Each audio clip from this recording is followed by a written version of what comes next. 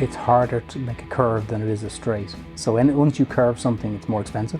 It's harder to manufacture, but there's something very human about a curve and very alien about a straight line. So the fact that it's easy to build straight lines and harder to build curves shouldn't be the reason why you do or don't do it. But there's always an economic reality to everything. My name's David O'Connell. I'm a founding director of McCauley, Daye O'Connell Architects. MDO is a medium-sized commercial firm. We do a substantial amount of residential, commercial, interiors, hotel work. We're 50 staff with 4 directors. We're in business for more than 20 years.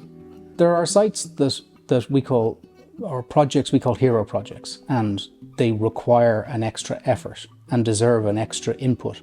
And for the extra input put in, everybody benefits from it. But sites like this are relatively rare. This is an old site which was owned by Castle Park School.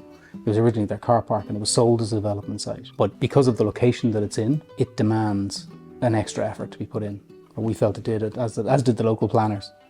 In order to realise a design like this, collaboration is essential.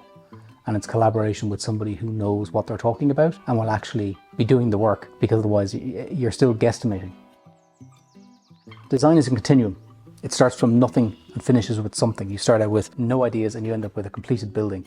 And lots of people input into that design continuum at the right stage. This is not a straight building, it's lots of curves and lots of edges. And as soon as you curve something, it becomes more complicated to build and more expensive to build. But the benefits are, or one of the benefits are, is it allows you to walk from one room to the other, because they're quite long. But it also means that you're allowing light into the apartment below. So when you try to turn a concept into reality, the specialists in the areas are able to bring their knowledge and say, so what we wanted to do was we wanted to create a fascia for the balcony that was a curve, and we talked through lots of different ways of doing it with Extreme. Those sorts of discussions back and forth, we're always trying to achieve what we have in our head in terms of the aesthetic, but often it can pivot when you understand how they are going to design and provide the engineering for the structure, and then you're trying to get the best out of that solution.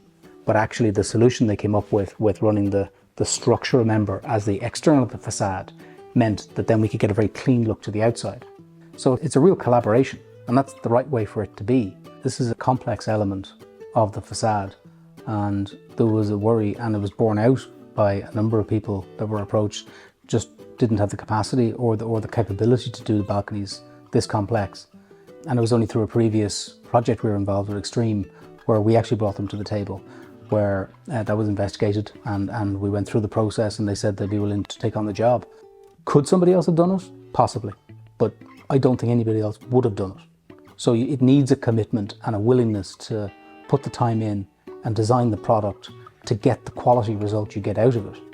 So the very first meeting I attended with Extreme was online, and the very first thing that was shared from their information was the survey of the building, and we instantly started talking about the positions of the building as scanned, which means we know exactly where it is. That gave enormous peace of mind that I knew that they would be incorporating that into their design from the very get-go. So not only are the balconies bespoke, but the connections are bespoke as well to reflect reality.